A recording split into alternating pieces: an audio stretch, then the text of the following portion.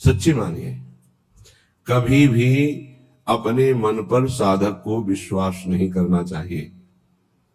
विश्वास योग्य मन तब होता है जब भगवत साक्षात्कार हो जाए, क्योंकि इसके बाद प्रभु के सिवा और कुछ दिखाई नहीं देता। तो फिर काम, क्रोध, लोभ, मोह, मद, मत्सर इनका कोई प्रभाव नहीं पड़ता।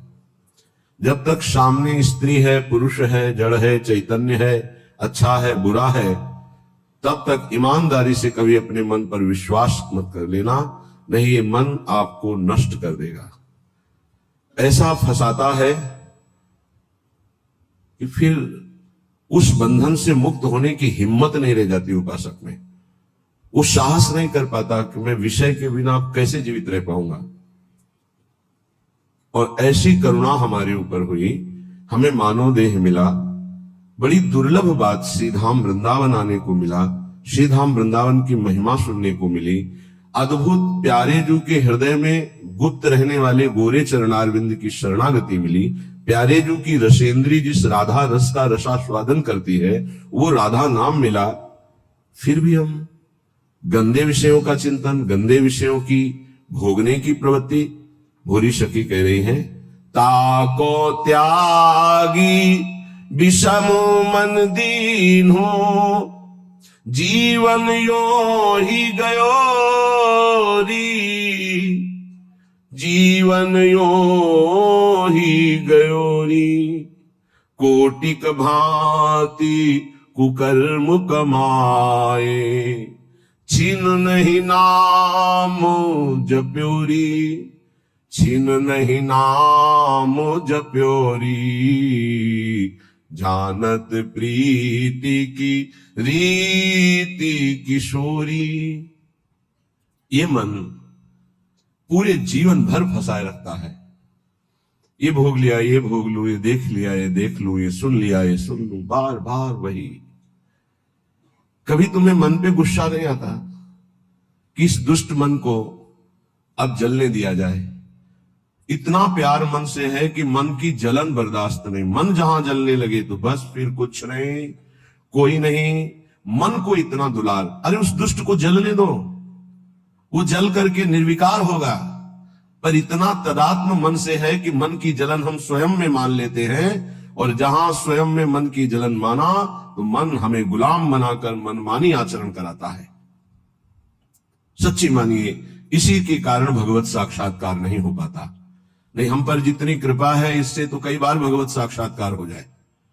इतनी अपार कृपा है कि कई बार भगवत साक्षात्कार हो जाए, पर हमारा दुष्ट मन, हमारी ये इंद्रियां बोले ताको त्यागी। ऐसी करुणामयी ललित किशोरी को त्याग करके मन विषयों में, गंदे विषयों में, घृणित विषयों में कैसे समझावे इस दुष्ट मन को कि मलमूत्र के द्वार इस शरीर को प्रिय मानकर इन्हीं शरीरों में सच्चिदानंद सुख की खोज कर रहा है।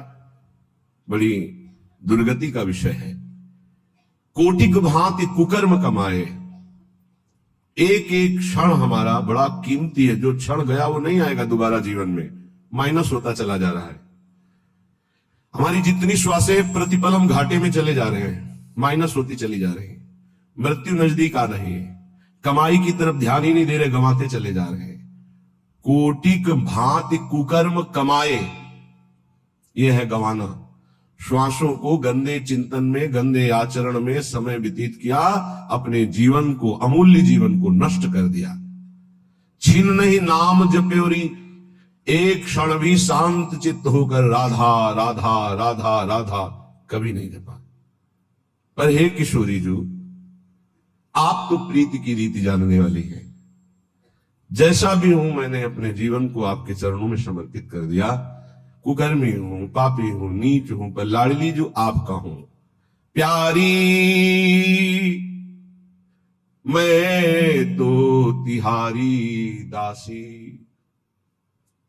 तरसत अज हूं दरस की प्यासी। प्यारी मैं तो तिहारी दासी, बार बार लोचन अकुलावे, मन अधीर नहीं धीरज आवे। अब तो देहु कृपालु किशोरी, सहज कृपा करे कुंज खवासी। प्यारी मैं तो तिहारी दासी, मैं हूं तो आपकी दासी, पर इस काम ने, इस क्रोध ने, इस लोभ ने बलात् मेरे हृदय पर अधिकार करके मनमानी आचरण करा लिए। हे मेरी लाडली, हे मेरी प्रियाजू, अब तो कृपा करो, मैं जैसी भी हूं आपकी हूं। लाडली, मेरे नेत्र कहीं न कहीं तो ये चाह ही रहे हैं कि एक बार आपका साक्षात्कार करें। हे स्वामिनी जी, आप तो सहज कृपालु हो, तो आप कृपा करके अपनी रूप माधुरी का एक बार नेत्रों को पान करा दीजिए, तो मेरा मन, मेरी चित्त, मेरी एक एक वृत्ति आपकी दासी हो जाएगी। प्यारी जो, आप कृपा करके इनको अपनी सेवा में रख लीजिए, मन को, बुद्धि को, चित्त को, अहम को।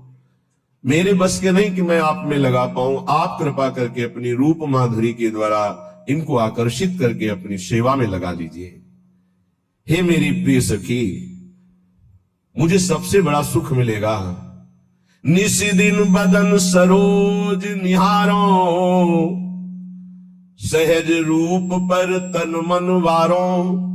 लाडली, आपका रूप ऐसा है कि अखिल लोक चूड़ामणि मदन मोहन श्री लाल जो महाराज अपने मन को खो दिए आपके रूप में, फिर मेरा मन क्या है। हे किशोरी जी, आप अपने रूप के प्रेम जाल में मेरे मन को फंसा लीजिए। मेरा तन, मेरा मन ये आपका है। अगर अब ये काम क्रोध आदि कहीं ले जाते हैं तो आप देखो, मेरी सामर्थ्य नहीं कि मैं इनको रोक सकूं। सपने हूं और न देखा हूं को, ऐसी कृपा कर दो। वैसे तो मैं देख रहा हूं कि जागृत स्वप्न में कोई भी मेरा सहयोगी नहीं है। कैसे? जो है वो सब गिराने वाले हैं, सजाने वाले नहीं है। मान लेना हमारी बात। इस सृष्टि में जो दोस्ती करेगा वो तुम्हें चढ़ने से गिरा देगा। चढ़ाने वाला दोस्त तो केवल भगवान ही है, या भगवान का निज जन प्रेमी है, जो झुक करके, गिर करके कहता मेरे ऊपर पैर रखो, चढ़ जाओ परम पद में। वो तो केवल भगवान का भगवत प्राप्त महात्मा ही हो सकता है, अन्यथा नहीं। अन्यथा तो चढ़ते हुए का पैर पकड़ के, घसीट के, गिरा करके उसे अपने अनुकूल बना लेना, ये माया के पार्षदों का कार्य है। स्वप्न में भी हमारा कोई सहयोगी नहीं है, सच्ची मानिए, कोई सहयोगी नहीं। आप प्रगट में जिसे सहयोगी मानेंगे वही विक्षेप दे देगा आपके भजन में। ये गांठ बांध ले साधक कि स्वप्न में भी कभी किसी को अपना न मान ले कि ये मेरा प्रिय है, नहीं तो वही तुम्हारे जीवन का घातक चिंतन वाला बन जाएगा, तुम्हारे चिंतन में बाधा पहुंचा देगा।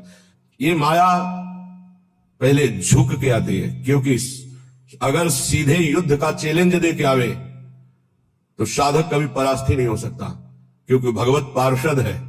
साधक जब मारा गया तो दया में मारा गया। इन शब्दों को बहुत ध्यान से सुनना। ये सत्संग है भगवत प्राप्ति के लिए, चाहे गृहस्थ साधक हो या विरक्त साधक। कभी माया ऐसे चैलेंज करके नहीं आती संतों के पास, साधकों के पास, भक्तों के पास, क्योंकि जानती चैलेंज करने पर इनका स्वामी खड़ा हो जाएगा, और स्वामी साथ खड़े तो दासी है माया, सामने टिकेगी नहीं, भाग जाएगी।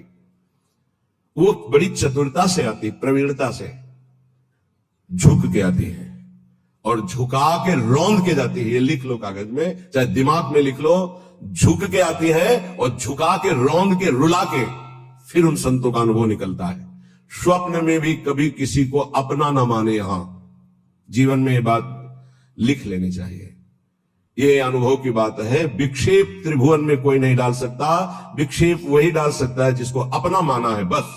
वो चाहे वस्तु हो, चाहे व्यक्ति हो, चाहे स्थान हो, जिसे अपना मान लोगे वही तुम्हारे भगवत चिंतन में बाधा खड़ी कर सकता है, अन्यथा किसी की ताकत ही नहीं है।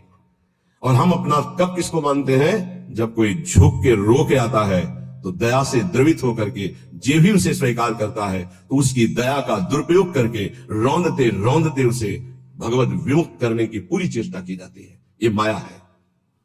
इसलिए असंगोहम पुरुषः, जिसने ये ब्रह्म सूत्र अपने जीवन में धारण किया, ये हम बहुत चूक की बात बता रहे हैं। दया बिना साधु कसाई, दया करी तो आफत आई। जीवन में ये अनुभव की बात बता रहा हूं। जब कभी चूक हुई है तो दया के कारण हुई है, और जब कभी कोई विघ्न साधना में पड़ता है तो साधु की दया उसे फंसाती है। इसलिए वो दया जो हमारे प्रभु के चिंतन में बाधा पहुंचा दे, कभी नहीं। दया दूर से करनी चाहिए। उपदेश कर दे भगवत नाम वाणी लीला का और छोड़ दे।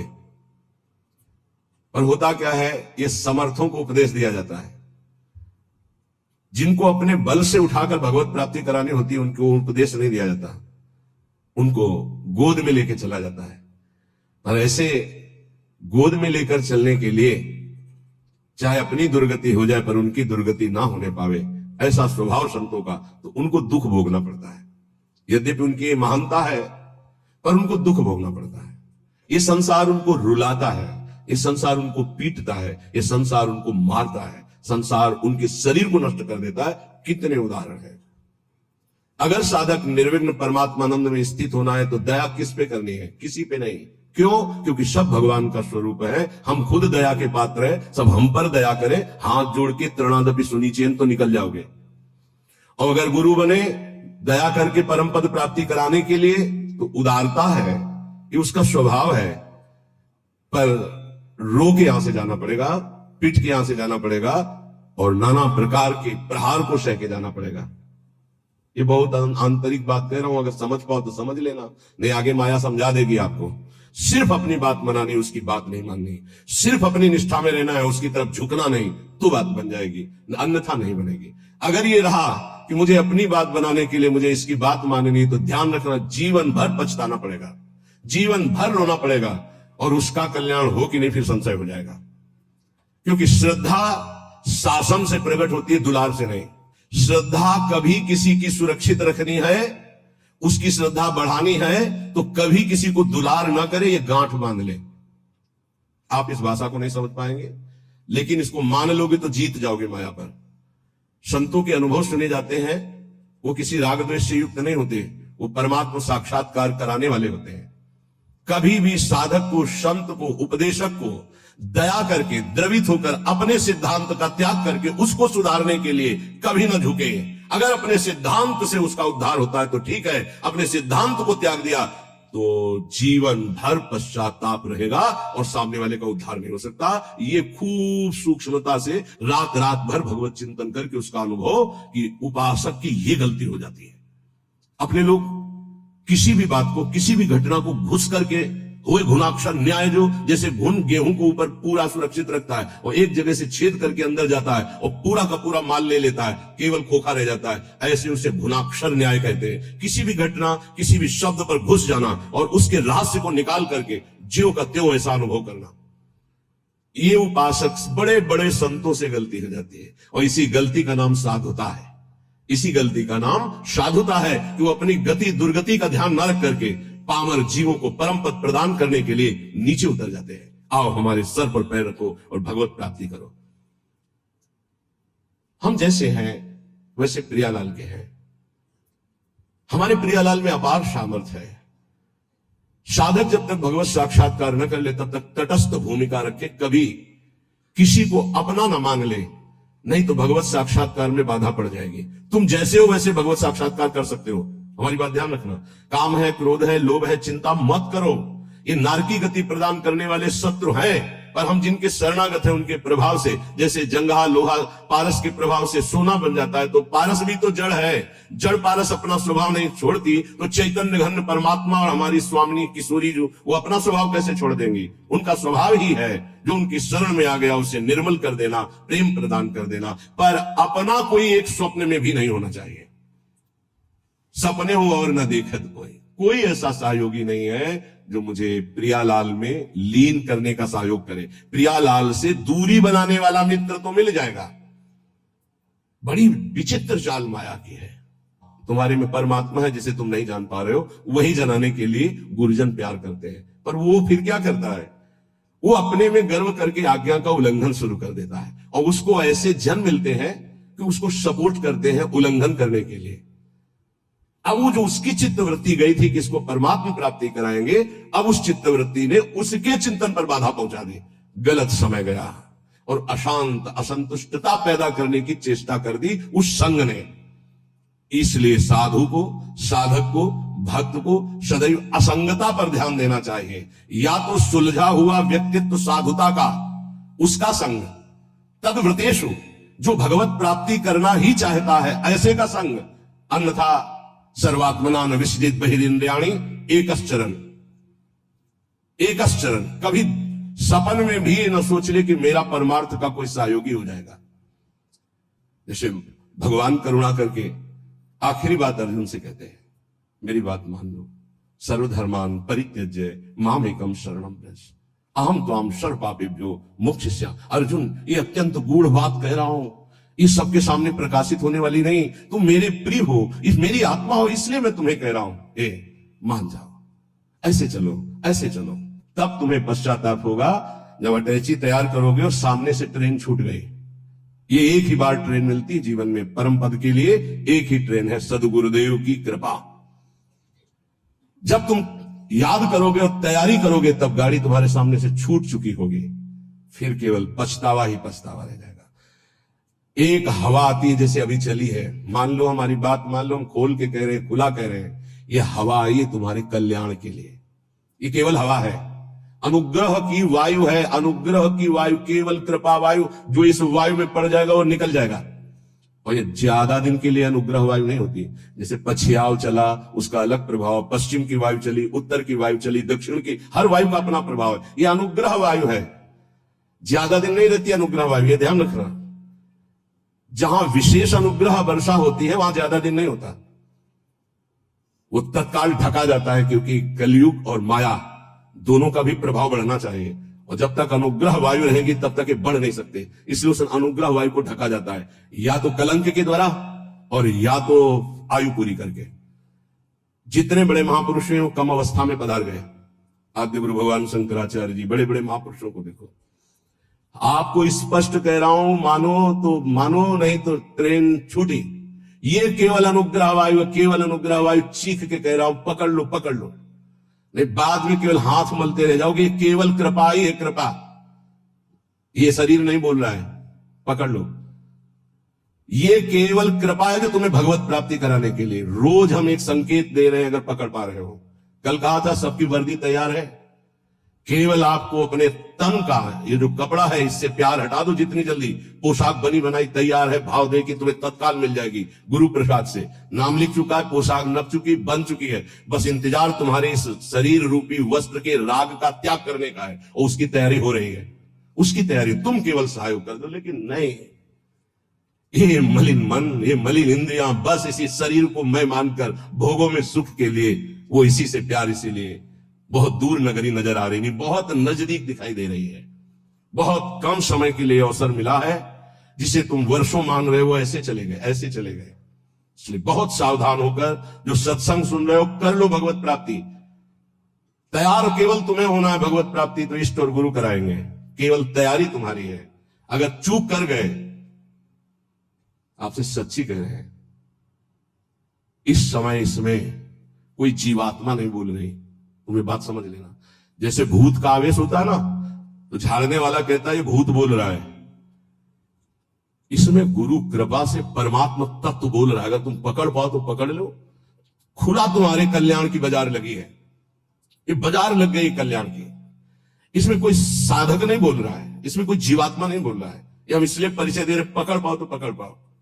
वो स्वयं बैठ करके तुम्हारे कल्याण के लिए कर रहा है। उसे ये केवल ढांचा तुम एक व्यक्ति का देख रहे हो, तुम्हारे कल्याण के लिए वो केवल बोल रहा है, कल्याण के लिए केवल इस शरीर को चला रहा है, कल्याण के लिए केवल चेष्टा कर रहा है। अगर पकड़ पाओ तो पकड़ पाओ।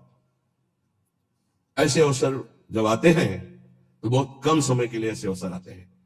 बहुत चतुर प्रवीण आदमी होता है जो सौदा तय कर लेता है और धनी बन जाता है, नहीं तो लोग इंतजार करते रहते हैं, जन्म जन्म इंतजार करते रहते हैं और सौदा नहीं हो पाता। गुरु से सौदा, तन मन प्राण श्वासें दे करके, नाम और मंत्र लेकर के उनकी कृपा से निहाल हो गए। आज तक जिसने सौदा किया, लेकिन सौदा कोई बिरला ये कर पाता है। तन मन प्राण श्वासें गुरुदेव को दे दिया उनकी आज्ञा पर, और नाम मंत्र ले लिया, उसके प्रभाव से भगवदानंद में डूब गया। नहीं समझ में आएगा, नहीं समझ में आएगा। केवल गुरु आज्ञा का पालन करके भगवत प्राप्ति से ही गुरु ऋण से उऋण हो सकते हो, अन्यथा किसी और वैभव से या और किसी तपस्या से गुरु ऋण से नहीं उऋण हुआ जा सकता। मातृ ऋण, पितृ ऋण और ऋषि ऋण सबसे उऋण हो सकते हो, गुरु ऋण से नहीं। गुरु ऋण से सिर्फ भगवत प्राप्ति से उऋण हुआ जा सकता है। ये लिफाफा रखने से, ये नाना प्रकार की भोग सामग्री देने से तुम गुरु दीक्षा का दक्षिणा नहीं दे सकते हो। ये दक्षिणा हम बोले राधा, श्री कृष्ण बिक जाए तो भी इसकी कीमत नहीं दे सकते हैं। वो कह रहे हैं आधा नाम ही मुझे खरीदने के लिए पर्याप्त है, पूरा धा बोलना तो बहुत बड़ी बात है। श्वास, प्राण, मन, तन। तन समर्पित गुरु को उनकी आज्ञा पर कर्तव्य कर्म करना, मन समर्पित गुरु को आराध्य देव के नाम मंत्र और उनकी लीला चिंतन में लगाना। श्वास कोई खाली ना जाए, ये भेंट गुरुदेव को। तन मन प्राण कहते श्वासों को ही। अगर तन मन प्राण समर्पित हो गया तो सौदा पक्का। वो तुम्हारे अंदर है, किसी साधना से वो बढ़ता या घटता नहीं है, असाधन से घटता नहीं, साधना से बढ़ता नहीं है। यह अज्ञानी जीव नहीं समझ पा रहे। साधन से वो बढ़ता नहीं है, असाधन से घटता नहीं है।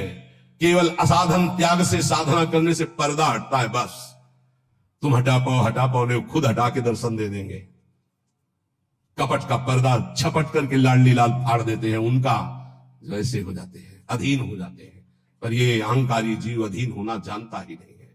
लाख प्रयास करो, वो समझ ही नहीं पा रहा है कि अनंत जन्मों के बाद मुझे ऐसा अवसर हरि ने दिया है मुक्त होने के लिए। इसलिए भाई प्रार्थना है, मान लो इस समय आपको अवसर मिला है केवल भगवत प्राप्ति का।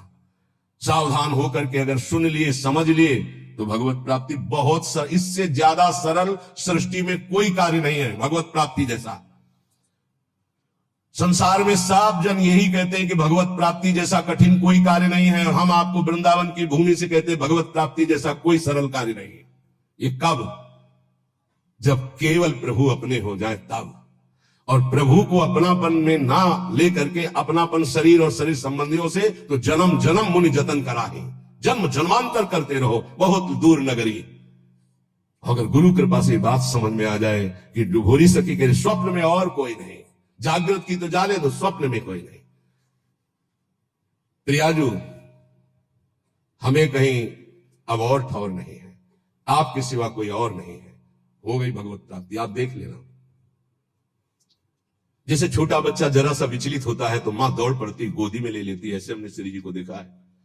जरा सा शारीरिक या मानसिक बात हो तो तत्काल लाडली जो मुस्कुराती हुई, उनके प्यार, उनको बुलाना नहीं पड़ता, उनके प्यार उनके दुलार को देखना है तो उनके सिवा किसी और को अपना मत मानना, कोई और है ही नहीं। पर आप माने हुए हो और किसी और को मत मानना, जिसे और मानते हो उसे अंदर से राग हटा दीजिए, फिर देख लो हमारी लाडली जी का प्यार कैसा। मनन करना हमारी इन प्रार्थनाओं को, हमारी इन बातों को।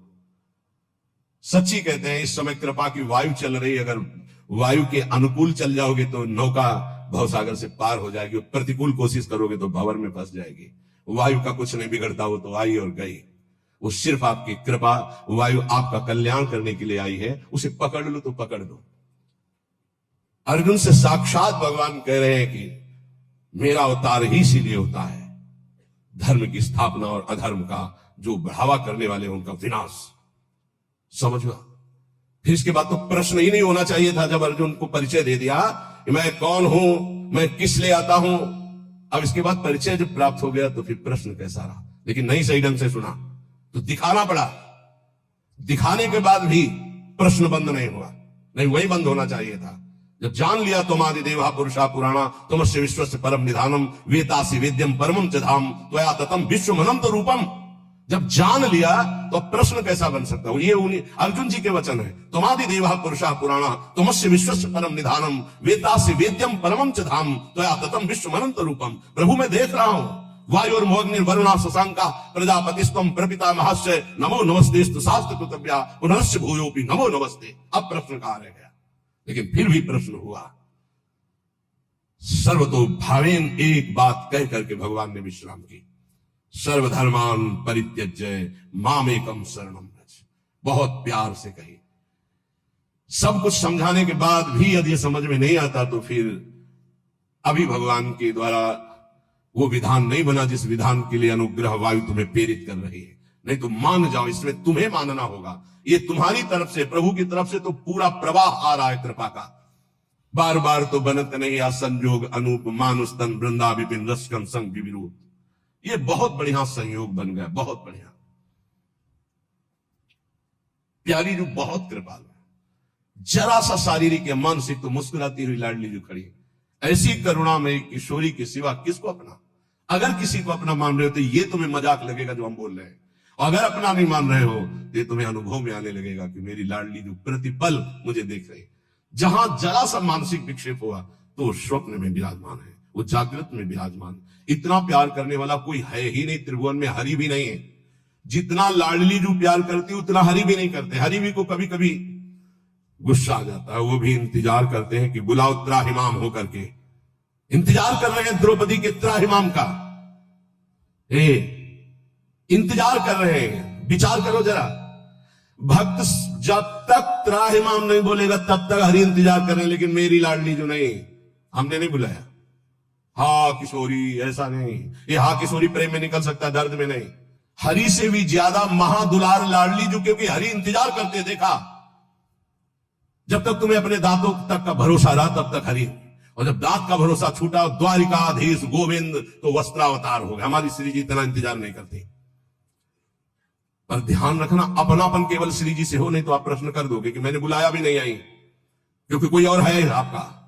जिस दिन अपनापन केवल श्री जी का होगा तो ये त्राहिमाम बोलना हरि के लिए है। हमारी लाडली जो अलबेली सरकार है वो दौड़ पड़ती है, वो ये नहीं देखते हैं कि मुझे बुलाए तब मैं जाऊं, ऐसा हमारी श्री जी का स्वभाव नहीं। धन्य धन्य धन्य तेई जे इनके उपासी है, वही धन्य धन्य धन्य आपके आगे लगने वाला है, यदि आप अपनापन समेट कर हमारी महारानी जी से कर ले। मान लीजिए और कोई नहीं, हरि ही महारानी जी बोले, पर बस समझ ला है, हरि ही परशुराम है और हरि ही राम है, तो बड़ा अंतर है। हरि ही लालजू है, हरि ही लाडली जू है, पर लालजू के हृदय का प्रेम रूप वो हमारी श्री लाडली जू के रूप में अद्भुत करुणा, अद्भुत दया। कैसे तुम्हें बताएं? उनकी मुस्कुराहट में दिल में जो पावर आता है वो दवा आज तक बनी ही नहीं। दिलवर की मुस्कुराहट से जो दिल में पावर आता है वो आज तक दवा ही नहीं बनी। कैसे समझोगे तुम इन बातों को? अपनापन केवल लाडली जू से। स्वप्न में भी और कोई नहीं, चरण सरोज अनन्य उपासी। बस ये ठसक लानी है कि श्री जी के सिवा हमारा कोई नहीं। जिस दिन ये आ गई तो आप जीत जाओगे। किस पर? माया पर नहीं, हरि पर विजय। अजित को जीत लोगे, हरि अधीन हो जाएंगे। तो क्या लाडली जी केवल मुस्कुरा रही थी? तो राधा संग बिना नहीं श्याम, श्याम जी कहां थे? श्याम सुंदर कहां थे? तो श्री जी सामने से मुस्कुरा रही थी, लालजू पकड़े हुए बैठे थे। तो श्री जी हमारी तरफ मुस्कुरा रही थी, लालजू की तरफ भी निर्णय करना मुश्किल है। सच्ची कह रहे हैं। जब ऐसे देखो तो मुस्कुराती श्री जी थी, जब ऐसे देखो तो जहां श्री जी की दृष्टि होती वहां लालजू। जिस पुष्प पर लाडली जी की दृष्टि होती लालजू से कर कमल में लिए होते हैं, तो वो ऐसे लिए होते हैं और वो सामने मुस्कुराती होती है। ये हरिवंश बल से कह रहे हैं। मान लो, केवल मान लो। यहां कोई तपस्या साधना काम नहीं करती, केवल अपनापन काम करता है। बहुत भोरी सरकार है, बहुत करुणामयी है।